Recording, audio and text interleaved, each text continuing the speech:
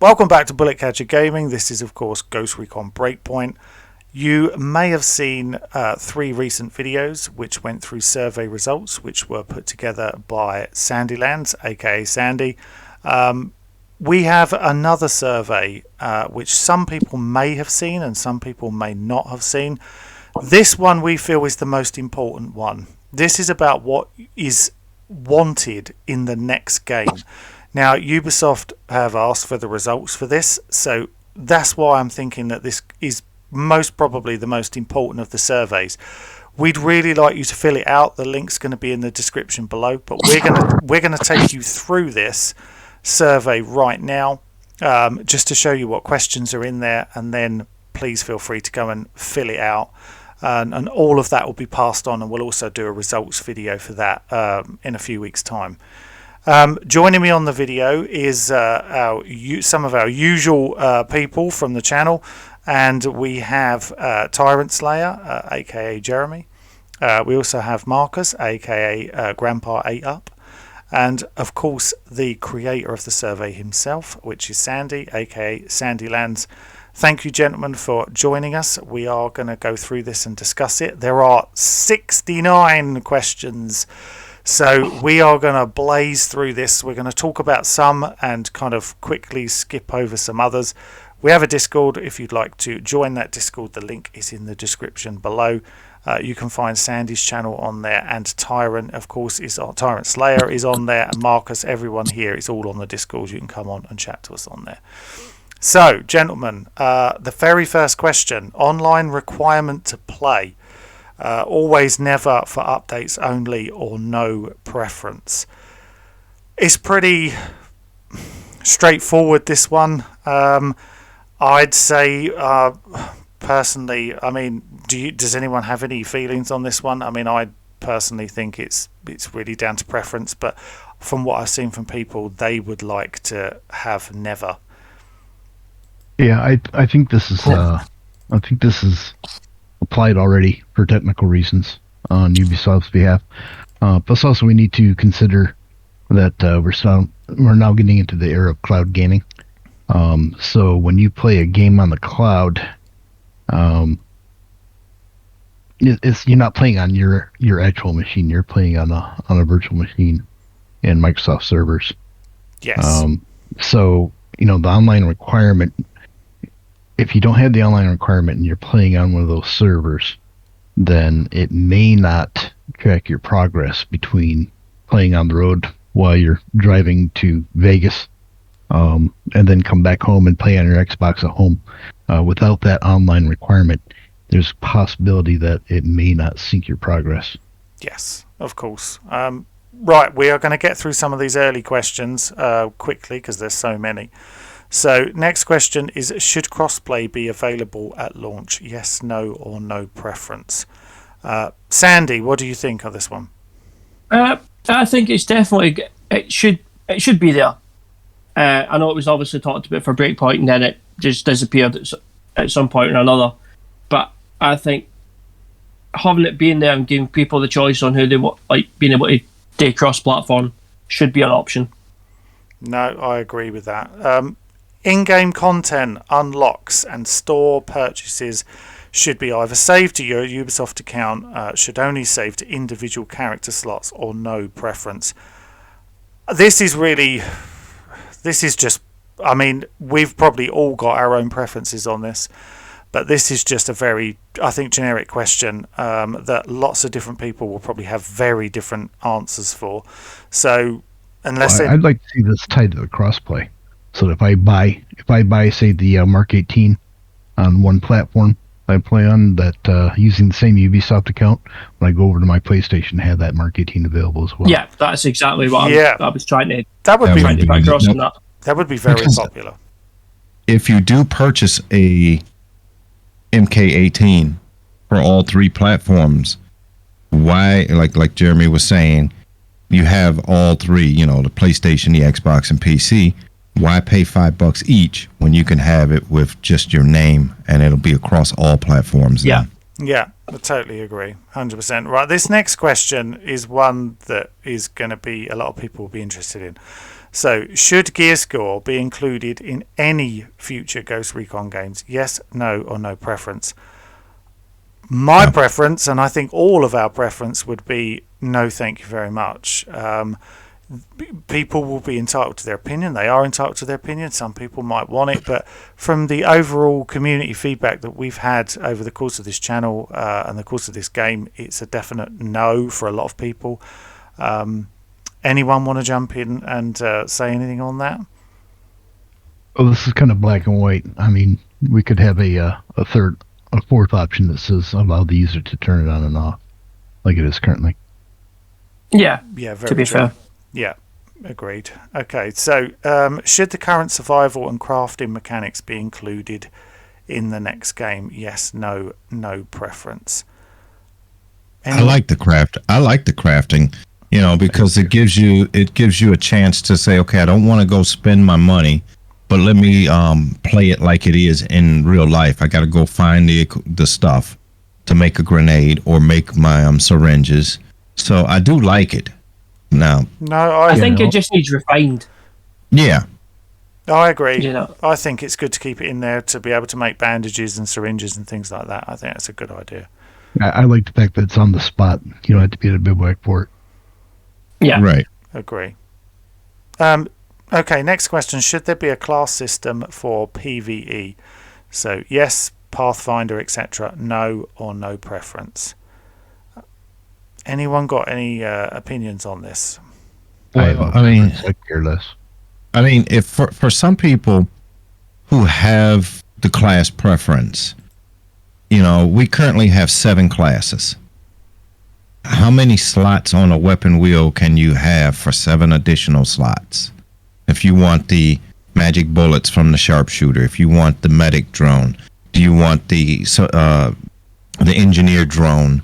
That's a lot of extra spots on the weapon wheel, including the 4 or 5, grenades, EMPs. Yeah. All right, so I don't think we need an extra wheel item for every single class special ability. I think we should be able to switch the special ability at the top of our wheel for whatever classes that we have reached, maybe level 10 or 20, and just use that like we would any other item. Yeah. Okay, I like that. Yeah, that's a good idea. Quite like that idea, actually.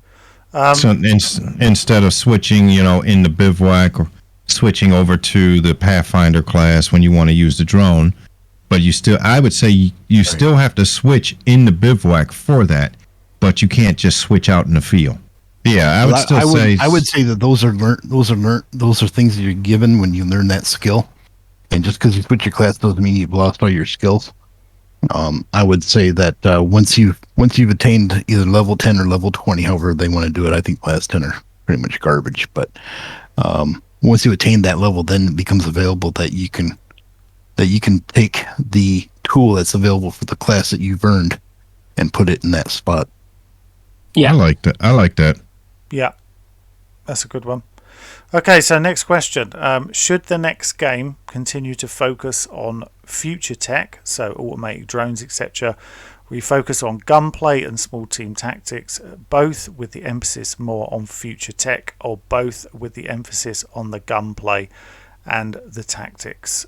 My personal preference would be refocus on gunplay and small team tactics. I don't know about anybody else. I would prefer to not see future tech, automated drones, etc. I think I've had enough of drones and I'd like to move on away from that. Yeah. Same here. I had a funny feeling that we might all be on the same page on that one, and I think a lot of other people will be too. Which area would you like to see the next game take place? So we've got all of these options that you can see on screen right now. I won't list them all, as you can see them quite clearly. But does anyone have a preference? I mean, lots of people want the Middle East, but I could also see it somewhere. I know Call of Duty have done it, but I don't know why. I can just see Ubisoft not going down that road. And I think they would stick to a Balkans region or possibly a Central America again. I mean, or South America maybe. Why is Canada not on this list? I mean, one of the things that got brung up, obviously, I know that the Middle East is obviously a touchy subject, but one of the things that a Discord member and on the forums got brung up was, instead of basing it off one specific location, taking a couple of biomes for that generic area and creating a fictional country, but based on real world locations. So instead of just being Afghanistan on its own, you take a couple of bits for Afghanistan, maybe some features for Iraq, some features for Syria, and you create a world around that kind of idea. So you still get a Middle East feel without it being one specific country. We talked about this on an early podcast, I believe, and we did. Yeah, I think a few of us were saying that perhaps that might be the route that they will go, to create a fictional country and then use kind of assets from different places and make their own country almost. I could definitely see them doing that. I mean, even if they use all of the choices that are here on the list, just make it so that it's like Wildlands or in Breakpoint, how you have the separate provinces. Naturally, the Middle East is like a desert area. Then you go over to the South Americas, it could be, jungle. I mean, serious big jungle like. And if you go over to the European, you got naturally forestry or something. Cobbled streets. Right. Just make it equivalent to, okay, ghosts are not just limited to one area. They go everywhere. Yeah, it's about mixing up the biomes as much as possible. I mean, like, we don't really have a proper desert location in Breakpoint. It's something that people have been asking for a long time. So it's making sure that all of those biomes are covered. So the next question is basically on the same theme. A preferred location in Central America or Caribbean, if that's where you were going to choose. And it gives you these options, as you can see on screen at the moment. We won't go into that as such, because that would be, personal preference to people. Cuba, Panama, Belize, Mexico, or no preference. But then also you have some extra options. South America, be Brazil, Peru, Colombia, Venezuela. I think that it could be somewhere like Peru, perhaps, if the end of the story is to be believed, or possible story from Wildlands, where they mention Peru. We also have here preferred location in Africa, and you can see the options that have come up. If you think that Africa would be the preferred location, which one would you choose out of those? And also exactly the same here for the Middle East. Obviously Afghanistan and Iraq, I would imagine, would be very popular, but then again Syria could also be one that people would be very interested in. And then also an option of preferred location in Southeast Asia. Once again, the options here on the screen. Go on, Marcus. But nobody is saying anything about the Russian landscape either, though. Russia is pretty big as far as land. So, I mean, you can go into Siberia, Mongolia, all of those other areas too, as, all these we got Afghanistan. Well, there's other countries with the Stan name. Uzbekistan. Tajikistan. Yeah. Right. And then you still got, naturally, just make it, if it's going to be something worldwide, if they're going to put it, make it useful. I mean, just piss off every country then. Yeah. And it's pretty big. Yes.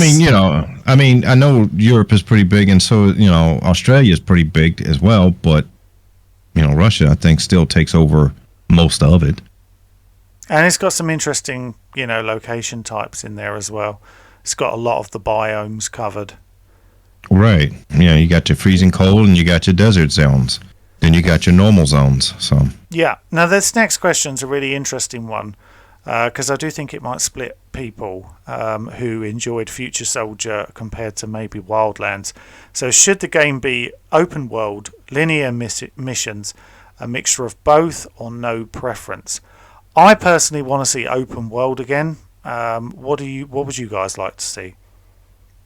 I'd like to see open world so that we can go around gather resources where we need to with linear missions.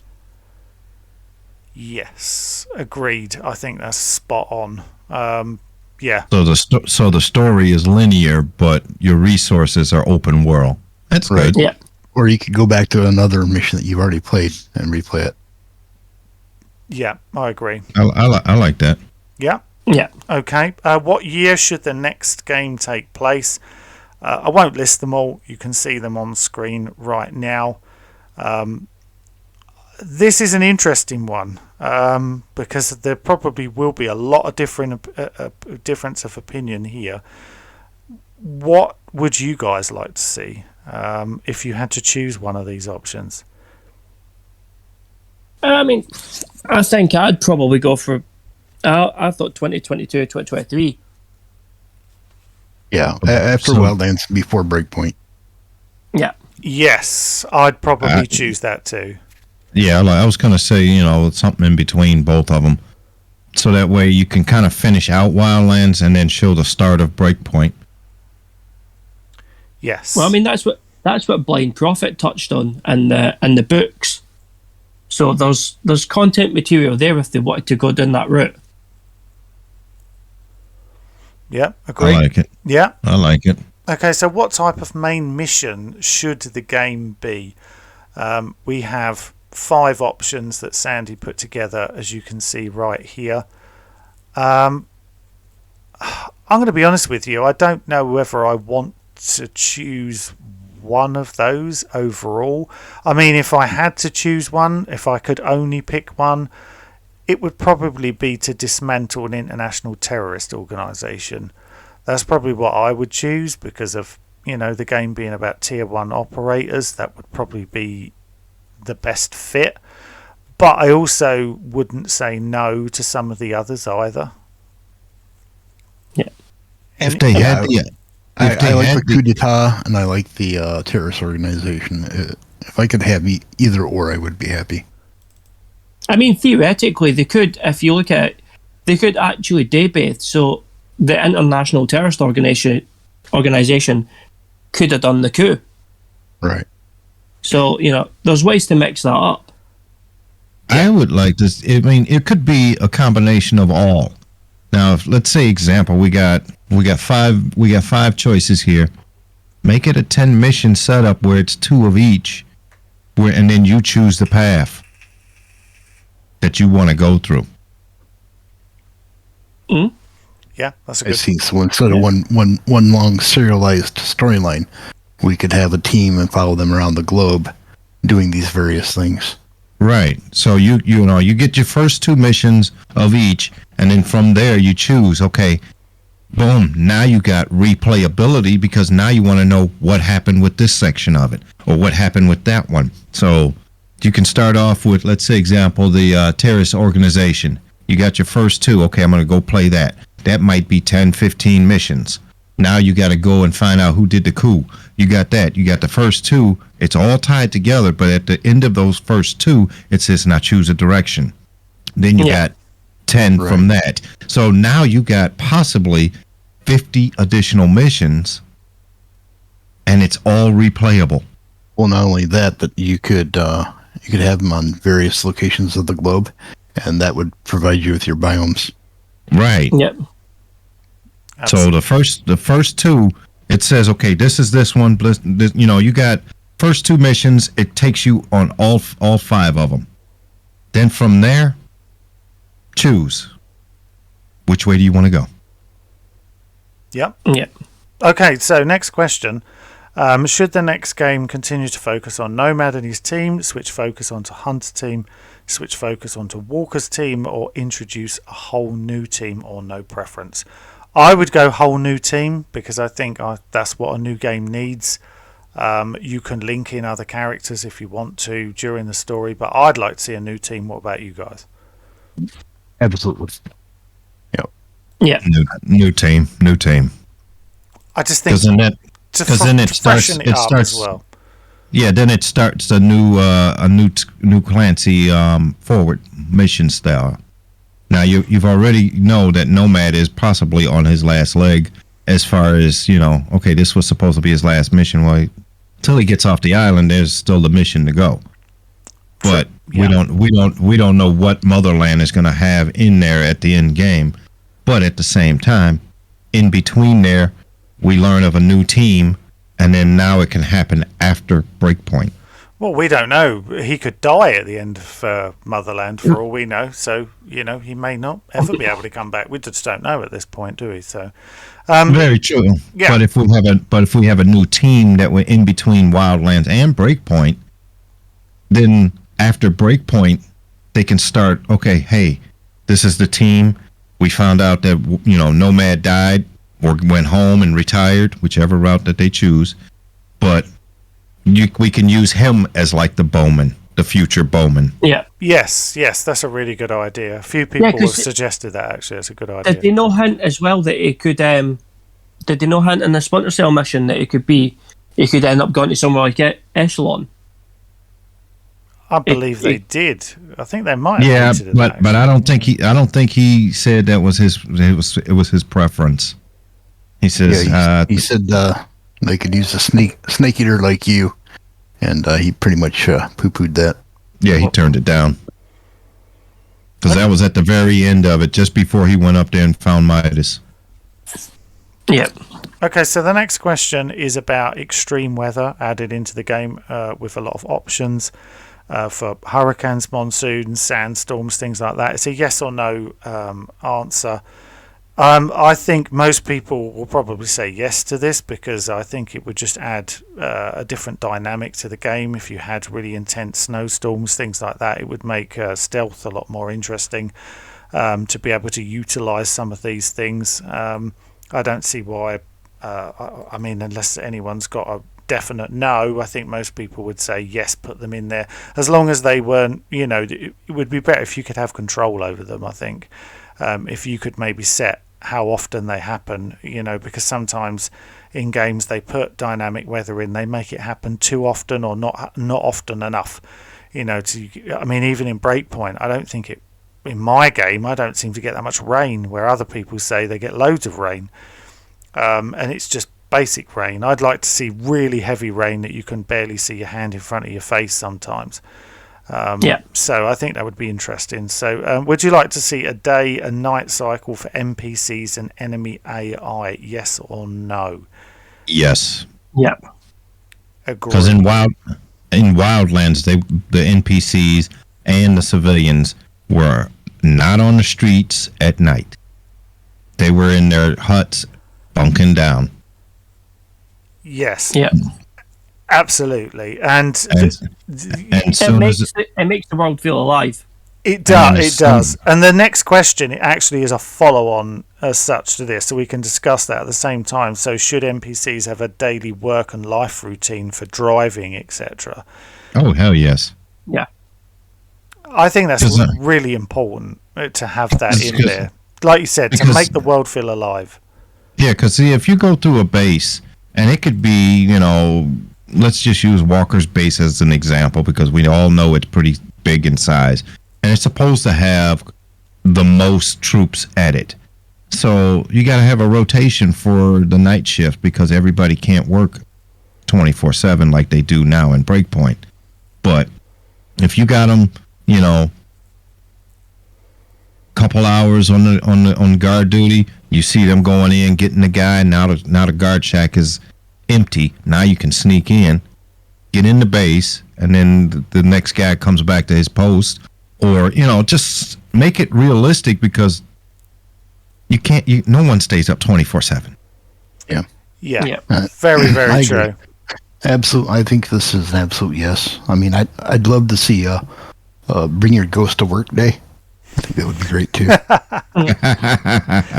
I love it. Okay, so should civilians be friendly towards your team so they won't give away your location to enemies? Hostile towards your team will actively try and expose your location to enemies, ambivalent towards your team, so they won't react to your team at all, or have a hearts and minds side campaign to build civilians' trust in your team. I'd like to have a kind of mixture of those.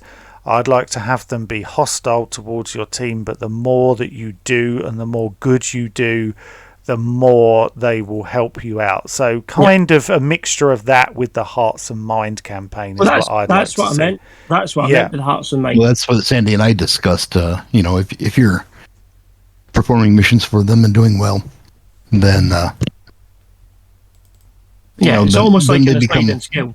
Yeah, they become benevolent, and then everybody's got that asshole that runs around shooting all the civilians all the time on their team. That should bring down your trust level. I like the idea of the hearts and minds, because that way, say like example, they trust you to let you into their town and village, but then you start attacking the NPCs. Well, all of a sudden you kill one of them. Now the trust level goes down just a little bit. But the more, you build it back up. So instead of, like back in Wildlands, you had to get your rebels back up. That would go up and down automatic. So it all depends on what you do, depends on how much trust they give you. If you kill one of them, okay, it might take you 5 additional missions to get that trust level back. Well, that's 2 questions down, actually, if you look at killing civilians. Okay. Right, well, let's get on to the next question then. So, should you be able to change the NPC's language as a separate option? Seen a few people before asking for this option to be added into the game. So effectively, if you wanted your enemies to speak German, you could select them to speak German. If you wanted them to speak Japanese, whatever it is, language, should you be able to swap those open? I can see it being interesting to do that. Absolutely. Matter of fact, when I was streaming, I had changed my spoken language to Russian for quite some time, just for the immersive portion of it. The only reason I switched back to English is because I had a lot of complaints that, cutscene dialogue was all in Russian. Everybody spoke Russian. It'd be nice if we could speak the player dialogue language and then the NPC. Yes, they were 2 separate things. That would make it so interesting. It really would add a different dynamic to an open world game if everyone was speaking a different dialect. Really interesting. And it would make it harder for you. I mean, true enough, the first time you play it, you're going to play it in whatever language you prefer. But then if you're starting to play immersive, you're going to say, okay, well, the guy says, I wish I had some NVGs so I can see at night. Well, if he's saying that in Russian, you don't know what he's saying if you don't know Russision. Right. Absolutely. And that's one of the problems I ran into is I could anticipate what was on the game board at the time, because the snipers would say I need to clear a shot, and the RPG player NPCs would say don't let anybody out alive. So I already knew what was coming. Mm-hmm. So that's one of the reasons I switched it to Russian in the first place. Yeah, and then the heavy would say my barrel is hot. I have to wait. So you can almost tell who it is just by what they're saying now, and you don't even have to see the character. Yeah. But if you have the option to say enemy language is random, that way you have no idea what it is. You could be hearing the guys talking in German, Russian, French, or whatever language at any random point. Just in case, if you happen to know another language, you might catch a word, a sentence, or one person talking. But all the NPCs, if they all could speak all languages, you don't know what they're talking about then. Again, this could lead into the globe hopping for terrorist cells. They could be speaking in language that's localized to the territory that you're at. Yeah, that's a really good idea. Okay, so back onto the intentionally killing civilians, as Sandy just mentioned a moment ago. So instant mission failure, NPCs become more hostile, no consequences or no preference. I don't want to see instant mission failure. I would prefer to see them become more hostile towards your team. Maybe give up your location, make it easier for enemies to find you, things like that. Because that imitates more to real life than an instant mission failure probably would. So I'd go down that route, but I don't know about you guys. Yeah, No, I agree. Instant failure, that means you can't even make the mistake. Because if you got, like some of the missions in Breakpoint now, you got regular civilians in close proximity of the enemy, and let's say you need to get that headshot, and the bullet actually, if they do fix it, a headshot, the bullet might travel through 2 bodies. Yeah, agree. Yep. So a mix of the two as well. If you kill 10 of them, that's a mission failure. For everything below 10, it's going to affect your reputation. agree. Yeah. So how many enemy factions should be in the game on release? 1, 2, or 3, or no preference? It really depends, doesn't it? I mean, this is an almost impossible question to answer. It would depend. I wanted 4. Yeah, could it be 4? It might even be better. Depends on the game, what the story is. That would probably be, if you look at Wildlands, the amount of factions kind of suit that. Breakpoint, maybe it could have done with some more. So it would depend on where you were going to go with the game, I think, for how many enemy factions. So that would be, but if you can do the survey, those are the kind of interesting questions that we would like to have answered. How many people would you like to see? So should the enemies use their own refined version of Wildlands heat system? Yes, no, or no preference? Anyone got a preference on this one? Absolutely, yes. Yeah. Yeah. Yeah, well, there you go. Resounding yes then. So should enemies have their own injury mechanics? This is a hell yes for me. Same here. Absolutely, yes. I mean, if they can shoot us and get injured, we get injured, why not them? I mean, if we're shooting a 50 cal, we should be able to tear their leg off. I agree. Absolutely. And I don't know what it is, but people seem to be used to get it in games, didn't you? Where you could blow people's arms and legs off in Brothers in Arms. And all they need to do, Soldier of Fortune. Yeah, and Brothers. all they need to do with that is just put an option in if you want go or you don't. Yeah, exactly. On or off. Exactly. But I always remember Brothers in Arms throwing grenades into trenches and things like that, and seeing soldiers having their arms literally blown off, legs blown off. I think, bring it on. If you fire a 50 cal at someone's leg, their leg's gone. That kind of thing. Especially if you're playing a sniper, or even with an MG, a light machine gun, you should be able to cut somebody in half with it. Yeah. Absolutely. Right, should each enemy faction have their own world modifier? So this would change on their detection, engagement ranges, language, spokes, difficulty settings, that kind of thing. Yes or no, or no preference? What do you think? Yeah. Activation, mix them all in. Depending on the area that you're operating in. Yep, that makes perfect sense, to be honest. Perfect sense. So how many rebel or friendly forces should there be at launch? Once again, it would depend on the game, wouldn't it? What the story is, how many you would need. You definitely should have at least one at the very beginning, I think. There should be a friendly force available. How you utilise those would depend, I suppose. But I believe there should be definitely at least one.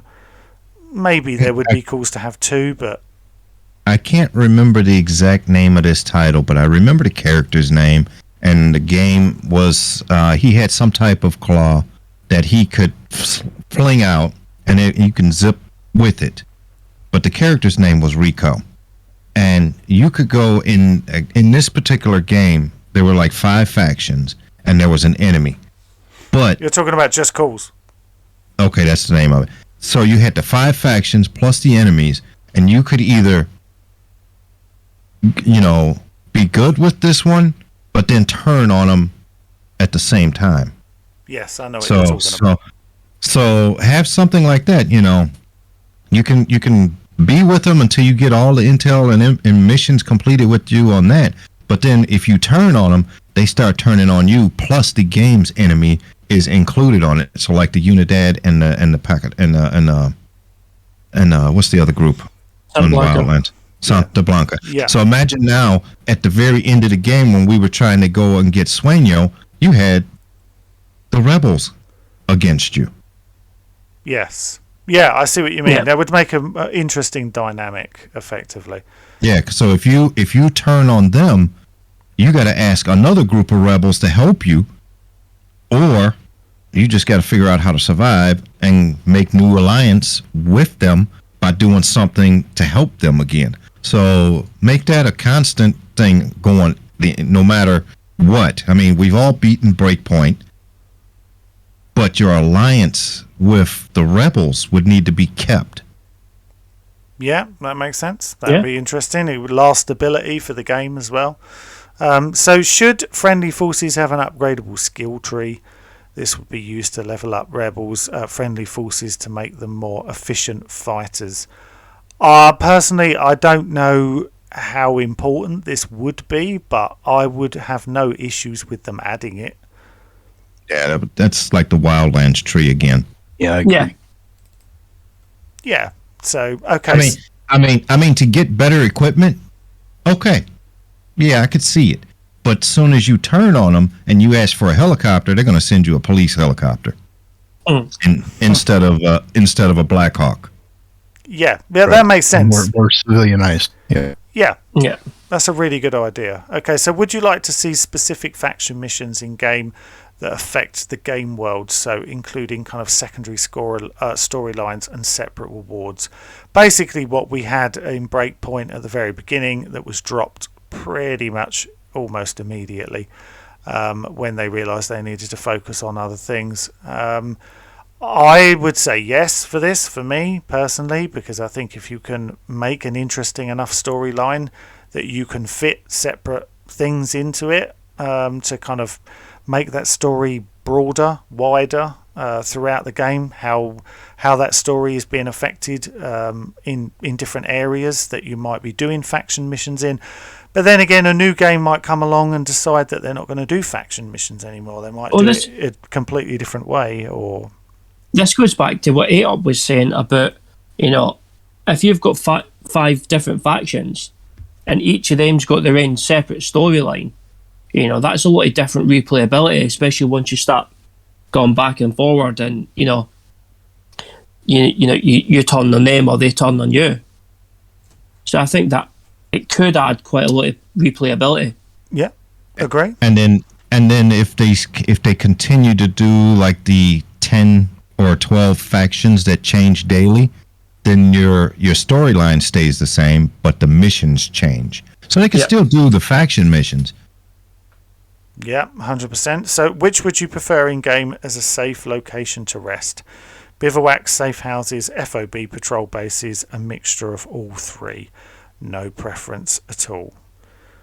I'd like to see FOBs and safe houses. I'm not sure I need bivouacs. I would prefer if you have bivouacs that you could decide where they are. Yeah. Say you get given a maximum of, say, 20, and you got to decide where you were going to put your bivouacs. I think that would be a more interesting thing, because some of the locations of the bivouacs in Breakpoint seem a bit random to me. Some are on top of bases, others are nowhere near bases. In the middle of nowhere. I would prefer to be able to choose where you want them. I don't know what you think. Yeah, I agree. Yeah. I think you should be able to build, X number of bivouacs, and place them where you want them, so that you can place them strategically. If you know you're going to be going back and forth between, these 3 or 4 places during the course of completing a mission, which we all know is pretty much the modus operandi of Ghost Recon. You should be able to put those where you need them, and just build them and then destroy them when you're done if you need to reclaim some and put more on the map. I like the idea of the FOB because you can build it up, and then let's say hypothetically you may have to protect it. Yeah. Yeah. Whereas a bivouac, you could just tear that down. Well, the FOB would also be indicative of having multiple forces with you, and that's not traditionally what Ghost Recon does. But it could be within I a mean- partner force location. So, But going back on the alliance with whatever faction, they could be holding your FOB. yeah, Yeah. And then if you betray them, now it becomes their base, and now you got to figure out how to claim it again. Now you might have to go back to the other alliance. Hey, I need this base back because I need a mission that's going to be over here at Camp Tiger. Right, would you like to have CIA operators running safe houses and SAC teams providing QRF for your team? This is a simple yes or no answer. Maybe. I'm a bit in the middle, possibly, if it was done right. And I think that's going to be a lot to, you can put that on a lot of these questions. If it's done right, then yes, that could be an interesting thing. I think you do need some narrative in there, like Bowman gave you in Wildlands. So, yeah, possibly. yeah. I mean, I like the idea, the CIA not necessarily being always your friend. Do you know what I mean? Like, I like the idea that potentially the CIA could be setting you up. Yeah, if that was part of the story. I mean, I wouldn't want to see it just for the hell of it, just thrown in there just to kind of like, well, we're going to annoy you now by having them stab you in the back. But if it was a huge part of the story and someone had actually turned and you didn't know, then yeah, I could see that being an interesting dynamic. But don't put it at the end of the storyline. Have it thrown in the middle. So now you got to say like, okay, is this a real mission or is this a fake mission? Yes, yeah, exactly. Okay, so should the Ghosts have a main operating base on the map? This would be fortified main location. Yes or no? Based on from what I've seen people talking about this, a lot of people do want this on a map.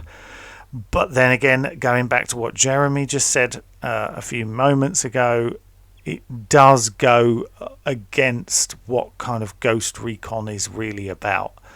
It's supposed to be you in like a foreign land, kind of on your own or in a very small team. If suddenly you've got all this at your disposal, is it a Ghost Recon game? It's a difficult one. Mm-hmm. I don't know if there's a right and wrong answer. It could be done very, very well. You could have a support group there or like a rebel group there or something, but I don't know. If you've got a massive army, if you're playing as American Special Forces and you've got 500 Marines at a local base, surely you'd utilise them all the time. So I don't know. That's a difficult one. So helicopters piloting, which would you prefer? An AI pilot who can infill, exfil, etc. Helicopters manually piloted by your player only. Both or no preference? I'd say both all day long. I don't know. Yeah. Both. Yeah. Yeah. Because you could, if we're going to use helicopters that are being flown by AI, then make it a time where you have to request it, and it'll be like, okay, here's the timer. You need to be at X point for your exfil. Yeah, absolutely. Yeah, why wouldn't you do it?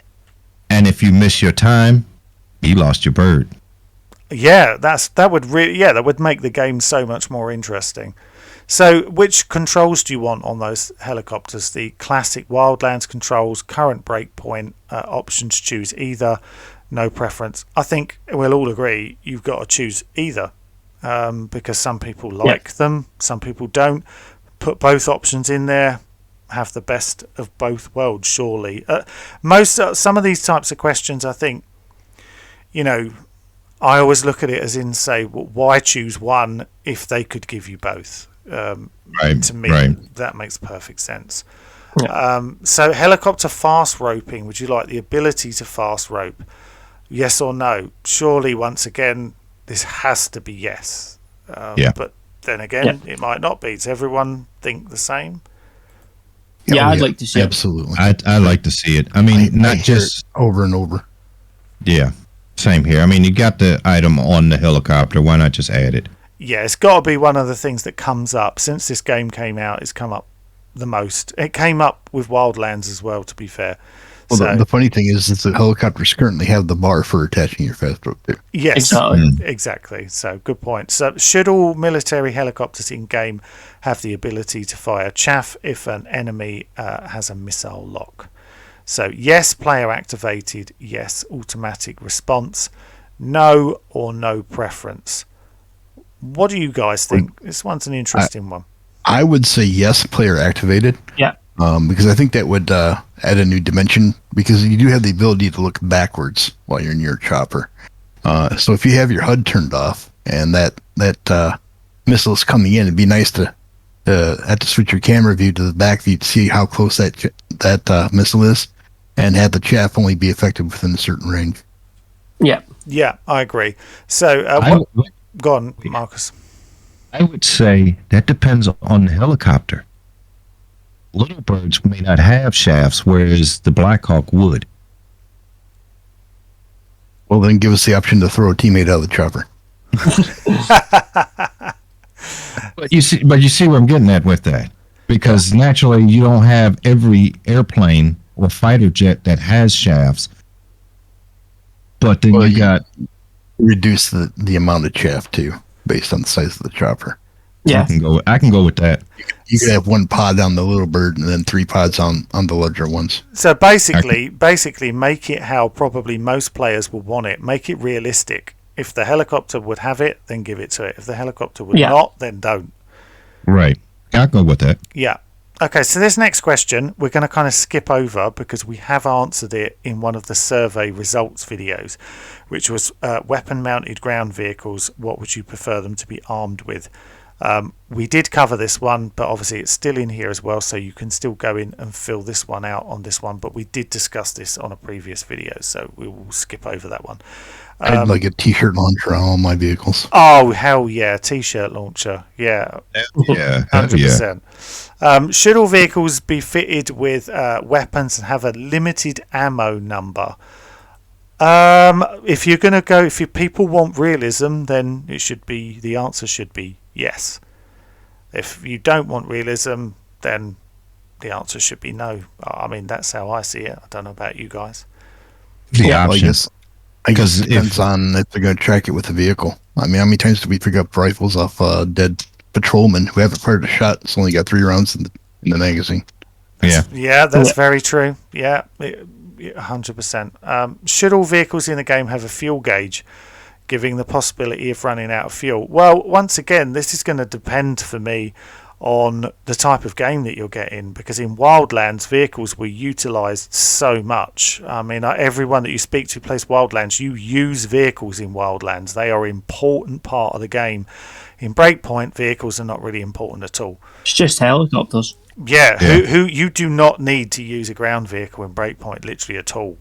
There's literally barely any reason to use it. There's so many smaller islands. Exactly. So this one, it would depend. If you do it like Breakpoint with bivouacs everywhere, there's no point of even bothering with that would also extend to the helicopters, though, so that you couldn't just constantly jump in the helicopter and just fly back and forward. True, but then again, you could always just jump to a bivouac and bring in a new one constantly over and over again, so you'd never have to worry about it. But yeah. But if you're limited to bivouacs, like we already said earlier, 20, you only have 20 places where you can get these vehicles now. Yes, exactly. So once again, all of these options could change other options as we go forward, definitely. Should AI teammates have the ability to drive, yes or no? For me, this is a yes. Hell yeah. Well, if they can fly, they should be able to drive. Yeah. Absolutely.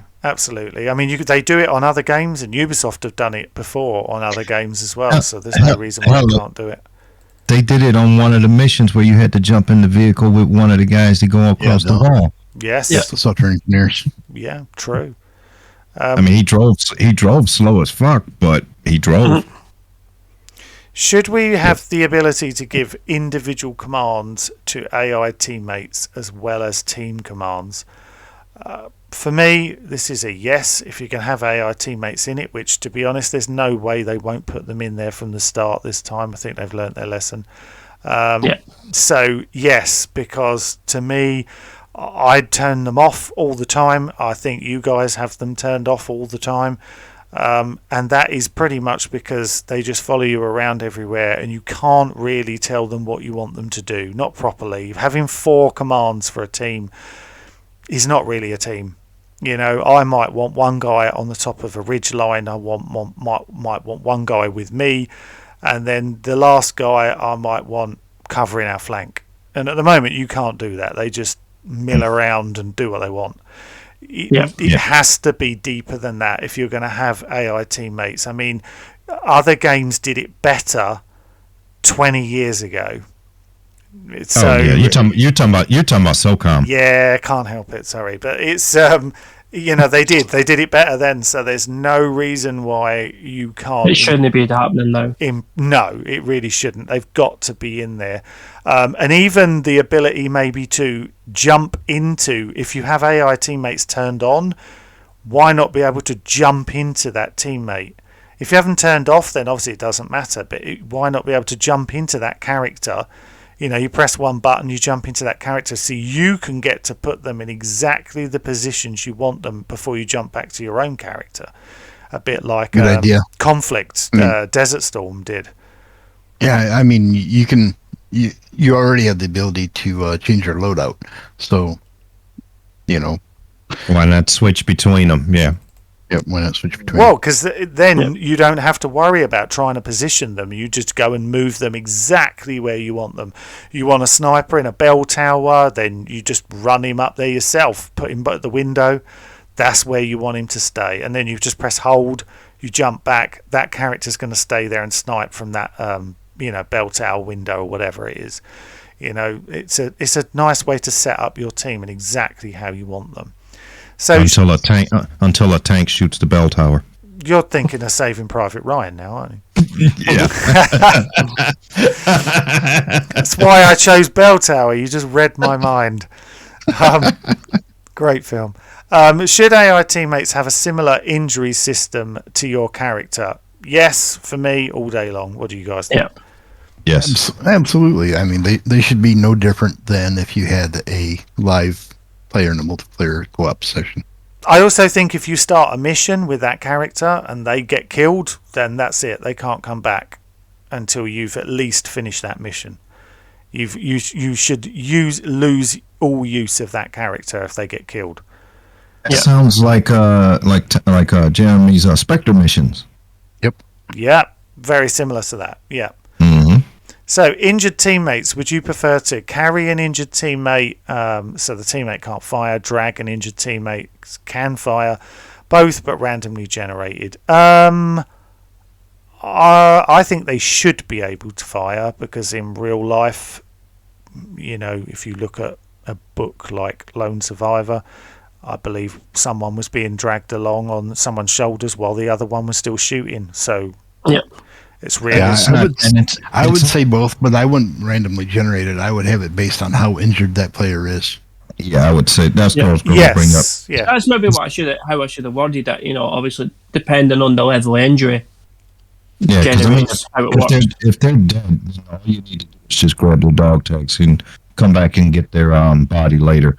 But if they're just injured, yeah, they can still shoot, pending the location of the injury. Yeah. Okay. Would you like the ability to have your team stack on doors? Yes or no? This has to be a yes for me. I don't know about you. Oh guys. yes. Yeah. Oh yes. You know, breach, soft breach, hard breach, all of that. Pretty much. I mean, it's a military game, so give it the military aspect of it. Yeah, and in fact, you've just hit on the next question there, Marcus, because the next question was about breach options. Like silent entry, explosive entry, frag and clear, flash and clear, etc. So would we want those? And I think, as Marcus just said, yes, all day long. And I think the survey results, when this comes through, I would expect to see this in the very high 90s percent-wise. They can implement it just like they did in Vegas. Because it worked beautifully in that game. Yep. Worked so well. How many AI teammates would you prefer? I think the 4-man team maybe. I mean, I think 4-man team works, but I would prefer, if it's just AI teammates, so I think you should stick to 4. But I think you should be able to have, if you're playing with friends, I'd like to see 8. Yeah, just have a Yeah, so roster of 3 available AI teammates. You can, if you use all 3, use all 3. I was thinking of a total, counting you, maybe 5. So that way you could, pending the location of the mission, if it's in the mountains or you have an Overwatch person, then you could still have the 4 people down there with you. Yes. Yeah. Yeah, that could work. So parachuting in game, which would you prefer? Traditional parachute with customizable chutes, dedicated parachute, backpack, cosmetic, wingsuit, the ability to choose from either, no preference. Well, once again, if you're giving me options, I'll choose both. Yeah. Because I'm not sure about the wingsuit thing, because in real life right now, how many people do you see in the military using a wingsuit? they do use them though, don't they? They do. I mean, I do. I know they're there, but you don't hear about it. Now, as far as the small parachute that we currently are using, the guided ones that you can guide, yes, continue using it. Yeah, but that just needs a backpack, you know what I mean? So I hate the fact that when I parachute in and then I land, it just disappears. Yeah. It's just attached to his back effectively. There's no backpack that goes with it. Do you know what would be quite nice if you haven't been to a bivouac or wherever it is? If you've used your parachute, you should have to go and get another one. Yeah. Or be able to fashion a new one out of all the clothes that get dismantled. You finally have something to do. Good something idea. to do with the with that crafting mechanic. Here's another thought of that. As soon as you drop your parachute, you can't pick it back up, so it leaves whatever color parachute you have in position. So now if you got a roving patrol, now you got somebody saying, oh, here's a parachute. Somebody's in the area. Right, so would you like the ability... Oh, this one is just an absolute... We already know the answer to this. Would you like the ability to climb up and abseil down the cliff faces? This has to be a yes. This has got to be 100% from everybody, I think. You're surprised to find that people say no. If you say no to this, you're just wrong. Yeah, I agree, because I think that's crazy. A bit like the next question, base jumping from buildings. Would you rather keep the current base jump mechanic, have the ability to abseil down buildings, have the option to do either? It has to be either. Why would you want to limit yourself to one when you could have both? You could have buildings that don't have attachment points that you would have to base jump off. Yes, agree. That's the best way. So you are in the game. It forces you to use both effectively. But here's another thing on it. Building's not high enough for you to base jump. You got a fast rope down it. Yeah. Abseil down the smaller buildings and maybe parachute or whatever off the higher ones. It could also be to do with part of a mission. So you might find that depending on whatever way they do the game, you could be you could have parachuted onto the top of a building, but then might have to abseil down. You might have to fast rope down to hit like 3 stories below and come through the window. Yeah, agree. So would you like to see crossover events from with other characters from the Tom Clancy universe in this game? Yes, no, or only if it adds to the overall main storyline. My personal preference would be probably no, because I feel like we've already had so many in the last few games. I'd like to see them keep adding new content into this new game, new DLCs with new characters, new stories. I think we've seen enough. Yeah, if you want to bring maybe one in for a little appearance, that could be fun. But I want to see something new and fresh, so it doesn't feel like we are playing the same thing over and over again, where the next DLC's Rainbow Six again. We've done it already. It's been done. I don't think I need to see it again. Let Rainbow Six be in Rainbow Six. It doesn't need to be in Ghost Recon. It's also a hard no from me too. I'm tired of Ghost Recon being the billboard for other games. Yeah, totally agree. Would you like to see any non-Tom Clancy crossover events in this game? Yes, no, only if it adds to the overall storyline whilst it being believable. I mean, if they wanted to do a fancy DLC and it fit into the game and you could make it work, I'm not dead against it, but I'd still probably stick with no. Make a great game with a great story that's interesting, where you can create DLC from little things that you've already mentioned in game, or side stories that you can create a whole DLC from. About make interesting characters in the game that you don't have to bring in movie characters, or you don't have to put Rambo in the game. And I know some people would like to see Rambo, but you don't. Well, my already is if you play single player. Yeah, well, you don't like, but you see what I mean, what I'm trying to get at. Make a great game, and you don't need to force in DLCs from other games or movies or whatever. And I'm sure some people won't mind them, but just make a brilliant game, and you don't need to bother with all that stuff. I mean, I'm inclined to have a hard no on this, but then I start to think, man, that Tomb Raider event was so great. I know you loved it. He doesn't play anything else. That's all you stream. Best 10 minutes of my life. You just do that Tomb Raider one over and over and over again, don't you? Best 10 minutes of my life. 100%. So, Gunsmith, would you like to see a return to an upgraded Future Soldier style gunsmith with up to 10 dedicated weapon save slots? Yes, no. Prefer the Wildlands gunsmith. Prefer the Breakpoint gunsmith. This is a more interesting question. That's a maybe. I guess it depends on which time frame this is. If we can still use current weapons that we currently have, plus possible future weapons, and then they could be interchanged to make better weapons, maybe. Yeah, it's a maybe for me. Yeah, I think it's maybe. It depends how it's done. And that's different people are going to have different ideas on how that can be done.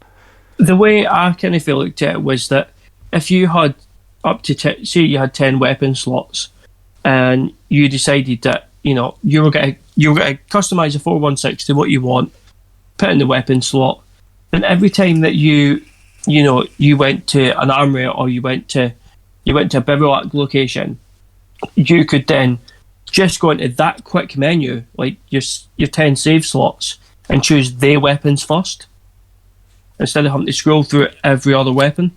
Yeah, I can see that. You can combine this with the FOB idea and have a either a weapon locker or a full-fledged cage at an FOB, but when you go to a bivouac, you can't change your rifle just because you're sitting at the campfire. That'd be the ideal. I agree. So, should things like cryo clothing and equipment be available in-game to all players at launch? I'm going to answer this question on behalf of everybody. The answer should be yes. End of. Yeah. I don't think we need a discussion. And people said no. Well, people say no. I know people have said no, but the answer's yes. So, do you agree that the following camouflage patterns should be available to all? There's a list here of all these different ones. We're not going to go through them all, because when it comes down to it, what most players would like to see is, like with any game, a game that is supported across multiple years, which is what we want a new game to be supported across multiple years, is give us a great array at the beginning and add more as you go along. In DLCs and all the rest of it. Don't make it the forefront of what you're doing. Make sure that the DLCs are great and the gameplay's great. And on top of that, then you can start adding more and more camos and weapon paints and all the rest of it. So I just want to jump in on that one, Andy. So the reason that I put that specifically in is that at the end of the day, with Ghost Recon, you're playing as an American Tier 1 unit. So you would, at least all the American patterns, anything that American forces have or currently use, in my eyes, should be the base standard. Yes, I agree. But see, now here you got, in your case, Andy, you want to run with your SAS team. Give the option to have those colors and patterns. Oh no, I agree. Look, but I think I understand what Sandy's trying to say. He's saying if you're playing as American Tier 1 Special Forces, their gear should come first in the game, Yeah. because that's Yeah, who you're I playing agree. at. Because it would be crazy if you're playing as them, as they're your priority, that's who you're playing as, and yet 75% of all the equipment was French. It wouldn't make sense. Like, why would you? That shouldn't happen. But there's nothing wrong with having a nice selection of French, English, German, whatever it is you want in there, and put it in there. I think that's why we're basically saying, as long as you put some good DLC together and you've put a good story together and the gameplay and the game works and it's not full of bugs and you've done all that, then put in as many cosmetics as you feel free, as you want to. Put in thousands of camos if you want to, because the more the better, but just make sure the game is up to scratch first before you start concentrating on, let's have 2,000 camos. I'd rather have 100 camos to begin with and have a great game, and if the game's not quite there, fix the game, then give us all the rest of the camos afterwards. Give us that later, but no one's ever going to complain. No one's going to say, it would be a sad day if we were doing a podcast of, do you know what I don't like about this new Ghost Recon game? They've given us too much. There's no such thing. As long as the game is great, then all that other stuff you can give it as much as you want. I've got no problems. So the next question was not including companies already in the previous game. If Ubisoft decided to add more kit equipment, I'm going to be honest, I'm not going to finish this question, because the answer should be, give us as many realistic, real companies' gear as possible. That's my personal take on it. I think they should be, if it's real gear and you're trying to make sure that this game is authentic and looks realistic, then yes, you should add as many of these companies as possible. Unless, I think we probably all agree on that, and if they want to make some of their own, they can make some of their own as well. I don't mind, but I'd like to see realistic gear. So building on the current character creation, would you like to see the option to change your male character's height and build? This is a yes for me. Yeah. Well, Yes. Because in real life, there's no one person the same height. Absolutely. Totally agree. Exactly. What about female characters? Exactly the same. It's got to be, isn't it? Because because I would prefer. I like the ability to add beards to my female characters, or at least a moustache. I like how you're being very gender inclusive there. Yeah, you've got to be. Why not? When it comes down to it, once again, as long as you've got a good game, then give as many of these options as you want. Yeah. Why not? But I do think height and build is a really good one. I just want a really, really overweight operator who gets out of breath. Well, to be fair, Nomad gets out of breath. He's supposed to be really fit, and he gets out of breath after about 4 steps. So, have the option to have females out in the field too, in the game, because then it's not, it might be a support system set up, but NPCs. I mean, if you look at the Russians, they had women snipers back in World War II. Absolutely, very famous they were. Yeah. So we're going to finish off the last few questions. So co-op mode, should it be linked to your main PvE character progression? Yes, no preference. I think it should be yes. I don't think it should be penalised for playing on your own and then suddenly playing with a friend. Keep it together. Yeah, I think most people would agree with that. Co-op mode, what player limit would you like to see for the next game? From what I've seen, feedback-wise, people want minimum 8, and I think maximum 12. But then you look at the results, and it's 4. That's 3 squads, right? There's 3-4 squads. Yes. I like that idea. So far, people have said at the moment people are picking 4. I'm shocked by that, because almost every bit of feedback I've ever seen, people will say they want 8. But I'm really, really surprised by that. But this is why we want. A huge complaint. Yeah, but this is why we want more people to fill this out, because so far this was the last survey Sandy did. It's the newest one. Lots of people haven't done it, nowhere near as many as some of the others. So this is why we want people to really to fill this out. But I'm really shocked by that. Really shocked. What I should have said on that, and realising now, what I should have said is up to. So instead of just 4 or 6, but in co-op you could choose how many you wanted to have. So you could choose, between 8 or 16. So you could have 10, or you could have 5. That's once again, as I've gone back on many questions, the more options, the better. So yes, I agree with that. If they made it a maximum of 8, you should be able to choose 5 if you want. That would be great. Yeah. So there's a game currently in the works of coming out soon. Won't reference it, but we'll all know it soon as I reference it anyway. PlayStation 4 has, I think, 64 players. PlayStation 5, you can have 120 some players. And that's just in game. Yes. As far as co-op play. So even if it is just with the Tom Clancy Ghost Recon name, okay, 4, 8, 12, including your squad already, but give the option to fill with AI teammates until another real person comes in. Yep. Yeah, I agree. So PvP for the next game should be integrated with your PvE character and main save slot, completely separate DLC with its own dedicated servers and dev team, no preference. I'm going to be honest, I'm going to say something here. I think that it maybe should have its own dev team. I think because Breakpoint is just got completely forgotten about.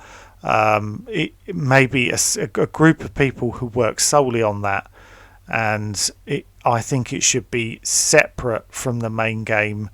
I don't think it's fair for some people to have 150 hours of the new game in, and someone's only just got it and they have 2 hours in, and you're up against someone who's got all these different weapons that they've been able to utilize because it's been integrated with your PvE character. It seems very unfair to me.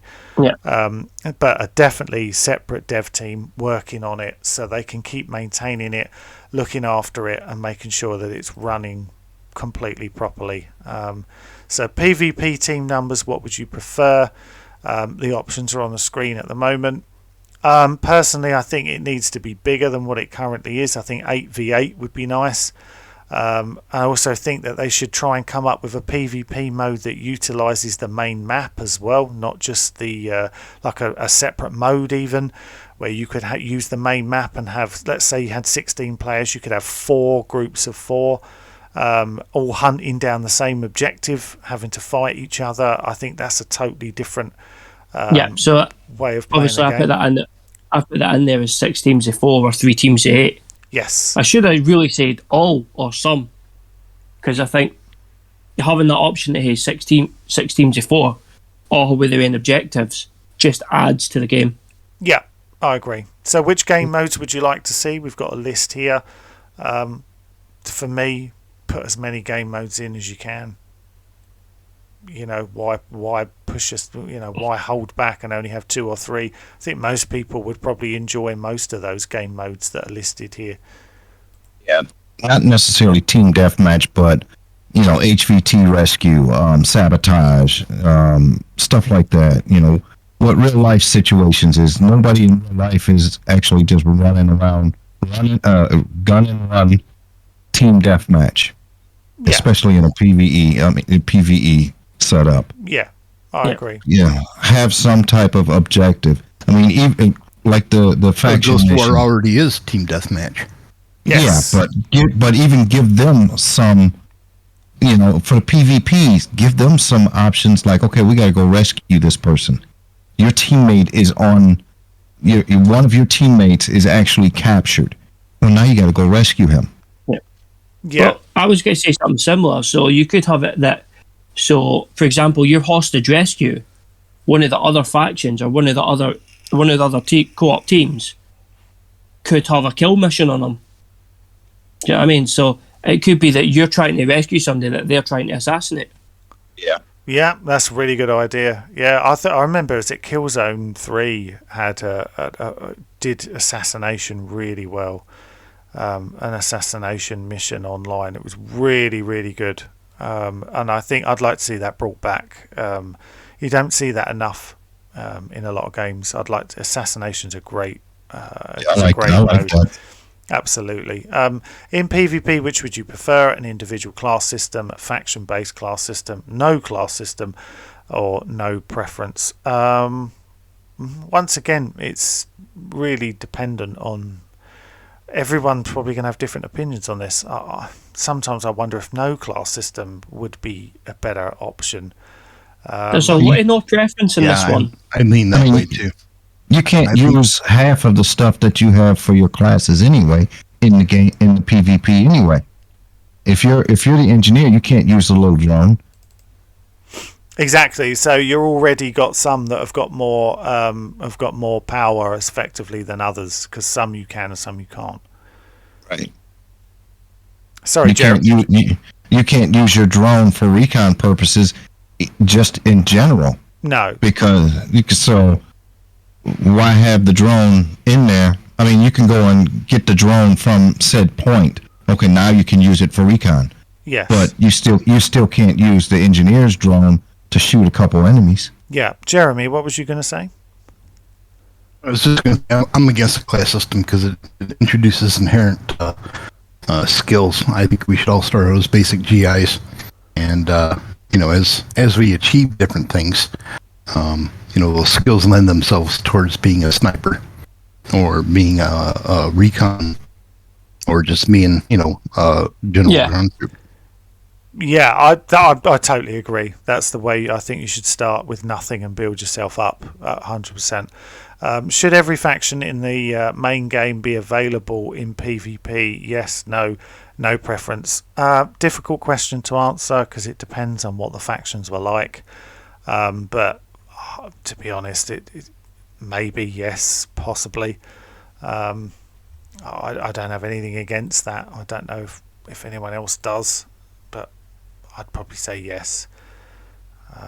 But PvP maps, DLC launch, would you prefer small maps using only specific locations from the main game, large maps utilising whole regions from the main game, locations not in the game, or no preference? What do you Combination. Small combination. If you got a small group of guys in there, 4x4, give small map areas. You don't need to have something that's 10 kilometers square for 4 guys to run around. No. You'll never see anybody. No, Well, that's there's a way around that. There's a question next that preludes to that answer. So if Yeah, you've got a full region, you could basically have the option to turn on the AI enemy for that region. So, if it was Liberty and Breakpoint, for example, you could have all the Sentinel and all the Wolves also there. Right. So And as then well you could be listening in on radio chatter and discover where the opposing team is, because they ran over some a Sentinel soldier. Yeah. I can work with that. Yeah, that would be really interesting. That's a unique and different style or different way of doing it. I really like that. Still give option, if you want small, large, or medium maps. Oh, absolutely. And I think one of the biggest complaints in Breakpoint is that the maps are too big. I've seen a lot of people complain when I did the interview with the team before. They said that some of them were way too big, and you could run around for a long time without seeing anybody. So they would like to see some smaller maps too. But once again, like any PvP experience, you really do need a mixture just to make it different, interesting for snipers, non-snipers, that kind of thing. You want a bit of everything. And that is the end of the survey. So if you stuck with us all this way, thank you very much. We do appreciate it. And obviously the link for this is in the descriptions below. So please, now you've seen all the questions, please go and fill it out. Hugely important, and we will pass all of this information on to Ubisoft. But don't pick 4 players, whatever you do. You have to pick the 8 players. Don't pick 4. But they're all going to pick 4 now, aren't they? 'Cause Ubisoft are going to go, see, I only want 4. We don't. We want 8. I don't want to play In with Canada. 4 players online. That frustrates me so much. I want to be able to play with more people. Or I teams. think for the Milsim communities, especially for the Milsim communities, to be able to have teams 8 and teams of 16, where you can then split them off into fire teams and, actually work like, real military operators would. Oh, You could absolutely. you could have a forward recon team, a support team. You can have a medic team, and you can have your AR and your assault team. Yeah. Boom. You could even have 4 of you guys just chilling out, like looking at their weapons and things like that, and they could be your QRF, Yeah. Absolutely. Why would you? Definitely don't stick to 4, because when it comes down to it, it's just a bad idea. Give people the option to have 8. If you only want to play with 4, then only play with 4. That's the options there. But for the rest of us who want more, give us 8. At minimum. I think maybe 12 might be asking for too much. 16, but 8, I'd be okay with 8. And like I said, if you want 4, then you can just use 4, but don't limit it to 4. Because then you're gonna get the same complaints from people again, saying it's 4 characters again. So no, stick with 8. But there we go. That is the end of the survey. Thank you so much for watching for all this time. And from all the gentlemen here, we do appreciate it. And thank you. Fill out the survey, and we'll see you again soon on the next one. Take care. Bye bye. Peace.